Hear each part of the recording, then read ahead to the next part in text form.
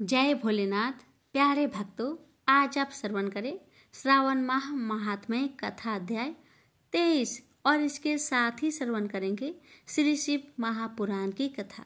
इस अध्याय में सुने श्रावण मास के कृष्ण पक्ष की अष्टमी, कृष्ण जन्माष्टमी की विधि विधान।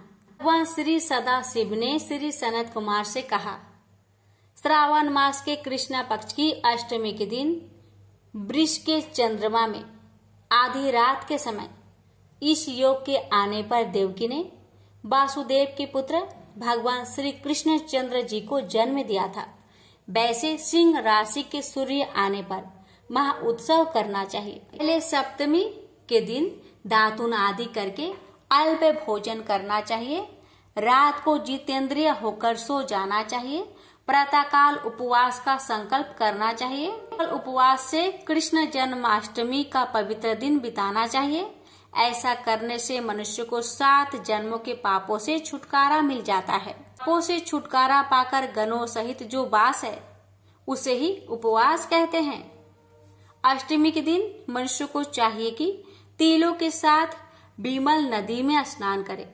शोभन स्थान में देवकी के सूती का घर को बनवाकर उसे नाना रंगों से कलश तथा फलों द्वारा सजाना चाहिए। पुष्प दीप माला चंदन अगरू तथा धूप देकर वहां पर गोकुल का कृष्ण चरित्र लिखना चाहिए। वाद्य नित्य सहित भगवान श्री कृष्ण चंद्र जी का कीर्तन करना चाहिए। दीवार के ठीक बीच के भाग में षष्ठी देवी सहित भगवान श्री कृष्ण चंद्र जी महाराज की मूर्ति रखनी चाहिए। यह मूर्ति सोने, चांदी, तांबा, पीतल, मिट्टी, लकड़ी अथवा मणि की बनी हुई होनी चाहिए। उस पर सुंदर ढंग से रंग रोगन किया हुआ होना चाहिए। सर्व लक्षण युक्त वाली ऐसा प्रतिमा को शैया पर रखकर परसूता देवकी की भी मूर्ति रखनी चाहिए। फिर शैया पर सोते हुए यशोदा का स्तन पीते हुए बाल कृष्ण को अंकित करना चाहिए। परसूत बालिका को लिखकर बाल कृष्ण के पास हाथ जोड़े खड़े हुए देवता, यक्ष, विद्याधर आदि को अंकित करना चाहिए।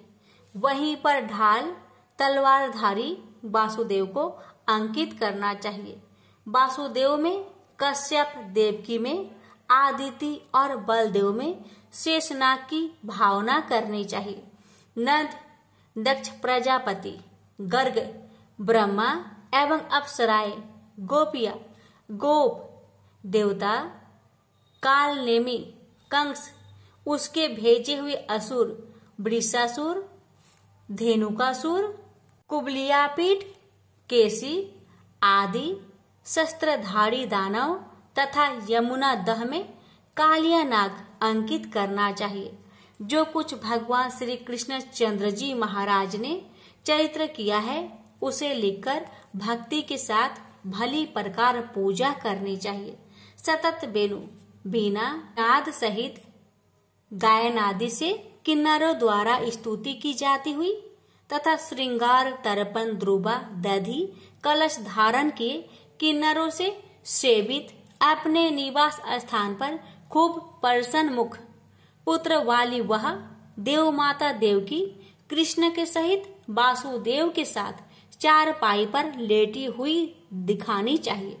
विधि ज्ञाता को सब पाप नाशार्थ आदि में प्रणव तथा अंत में नमः जोड़कर चतुर्थयंत्र युक्त अलग अलग नाम कीर्तन पूजा करनी चाहिए। कि वसुदेव, बलदेव, नंद और यशोदा की अलग अलग पूजा करनी चाहिए। उदय हो जाने पर भगवान हरि को याद कर चंद्रमा को अर्घ्य देकर कहना चाहिए, हे चिरुदार्णव, संभूत, अत्रि गोत्र, समुद्भव, आपको नमस्कार है। हे रोहिणी कांत, आप मेरे अर्घ्य को स्वीकार करें। देवकी सहित वासुदेव का, यशोदा सहित नंद का, रोहिणी सहित चंद्रमा का और कृष्ण सहित बलदेव का सविधि पूजा करना चाहिए। ऐसा करने से मनुष्य को सभी वस्तुओं की प्राप्ति हो जाती है।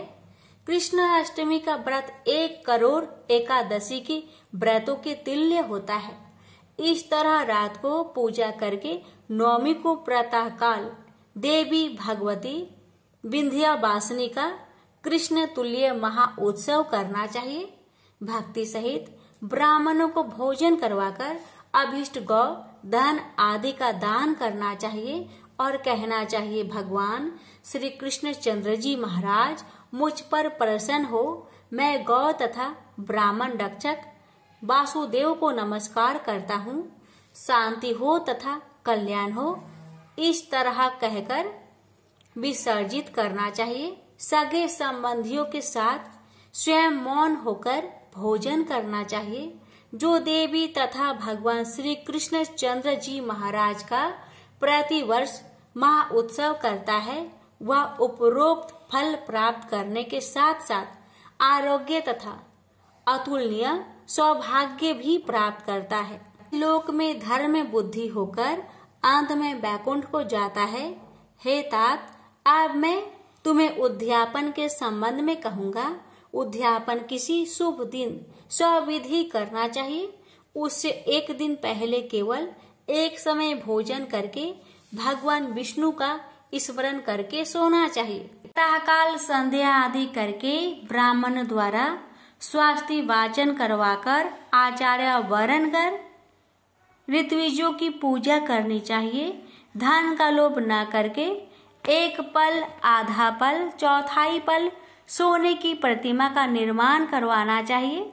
मंडप में मंडल पर ब्रह्म आदि देवताओं की स्थापना करनी चाहिए। उस पर तांबे या मिट्टी का कलश रखकर उसमें चांदी अथवा बांस का पूर्ण पात्र रखना चाहिए। कपड़े से आच्छादित करके साधक उस पर गोविंद की वैदिक या तांत्रिक मंत्र द्वारा षोडश उपचार द्वारा पूजा करे। देवकी सहित हरि को अर्घ्य देना चाहिए। शंख में शुद्ध जल, फूल, फल तथा चंदन रखकर नारिकेल फल युक्त कर भूमि पर अपने घुटने टेक कर कहना चाहिए, हे हरे, आपका अवतार कंस वर्धार्थ तथा भूभार तथा दूरी करनार्थ हुआ है। कौरवों के नाशवार्थ तथा दैत्यों के विनाशार्थ हुआ है। देवकी सहित मेरे इस अर्थ को स्वीकार करें। पूर्वोक्त विधि के अनुसार साधक को चंद्रमा के लिए अर्घ्य देना चाहिए। जगन्नाथ देवकी नंदन प्रभु वासुदेव महात्मज अनंत, आपको नमस्कार है। आप भाव सागर से मेरी रक्षा करें। इस प्रकार देवेश से प्रार्थना करके रात को जागरण करना चाहिए। अगले दिन प्रातः काल जनार्दन की पूजा करके भक्ति सहित मूल मंत्र द्वारा पायस, तिल तथा शुद्ध घृत से 108 बार होम करके पुरुष सूक्त से हवन करना चाहिए। इंद्र विष्णु इस मंत्र से होम कर पूर्ण आहुति होम शेष कार्य करना चाहिए। आचार्य का पुनः अच्छा दान आदि द्वारा पूजन करना चाहिए। व्रत की समाप्ति के लिए एक कपिला गौ देनी चाहिए। परशिवनी, सुशीला, सवतसा, सवगुना, स्वर्ण श्रृंगी, रौप्य खुरा, काश्य, दोहिनी, युवा, मोती की पूछ वाली, तांबे की पीठ वाली, गले में सोने की घंटी वाली, कपड़े द्वारा आच्छादित तथा दक्षिणा सहित गौ को दान करने से व्रत परिपूर्ण हो जाता है। अभाव में दूसरी गौ के दान करना चाहिए। ऋत्विजों को वर्ण कर्म की श्रेष्ठता से दक्षिणा देनी चाहिए। 8 ब्राह्मण को भोजन करवाकर एकाग्र मन से दक्षिणा तथा जल से भरे 8 घड़े दान करने चाहिए। फिर ब्राह्मणों से आज्ञा लेकर सगे संबंधियों के साथ मिलकर भोजन करना चाहिए। हे तात, इस प्रकार व्रत उद्यापन कर्म करे तो उसी काल पाप से रहित हो सकता है। पुत्र पौत्र धन धान्य से परिपूर्ण हो। इस संसार में विबुधोत्तम बहुत काल तक सुख भोग कर अंत में वैकुंठ को जाता है। प्रेम से बोलिए हर हर महादेव। अब श्रवण करें शिव पुराण की आगे की कथा। नारद जी ने पूछा, हे ब्राह्मण, हे विधे, हे महाभाग, फिर इसके आगे क्या हुआ? समस्त पापों का नाशक शिव सती का समस्त दिव्य चरित्र मुझे सुनाने की कृपा कीजिए। ब्रह्मा जी बोले, हे नारद, जब शिव जी ने मेरा वध नहीं किया तो सब देवता प्रसन्न हो जय जय करते हुए शंकर जी की स्तुति करने लगे। मैंने भी अनेक स्रोतों से उनकी स्तुति की। तब भगवान शंकर ने प्रसन्न हो सबके सामने ही मुझसे कहा, हे तात ब्रह्मा, अब निर्भय हो जाओ और मेरी आज्ञा से अपना मस्तक स्पर्श करो। मैंने अपना मस्तक छूकर उन्हें प्रणाम किया। शिव जी मेरे मस्तक पर जा बैठे। इंद्र आदि देवताओं के देखते ही मैं लज्जित हो गया। फिर तो शिव जी की स्तुति कर मैंने उनसे क्षमा याचना की और इस पाप की शुद्धि का कोई उपाय पूछा। शिव जी ने कहा, बस अब जो रूप मैंने तुम्हारा कर दिया है, तुम इसी रूप से मेरी आराधना कर तप करो। रुद्र सिर से पृथ्वी में तुम्हारी ख्याति होगी और तुझसे तेजस्वी ब्राह्मणों के कार्य सिद्ध होंगे। तुमने अपना वीर्यपात कर मनुष्य जैसा कार्य किया है, अतः तुम मनुष्य बनकर पृथ्वी पर विचरण करो। जो लोग तुम्हें इस रूप में देखेंगे वे यही कहेंगे कि शिव जी ब्रह्मा के सिर पर बैठे हैं और इससे लोग पर स्त्री गमन भी नहीं करेंगे।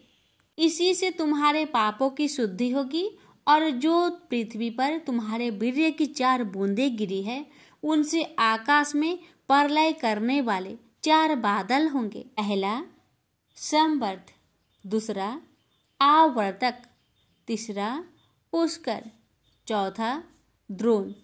ऋषियों के देखते ही वे मेघ बन गए। तब भगवान शंकर और देवी सती दोनों शांत हो गए।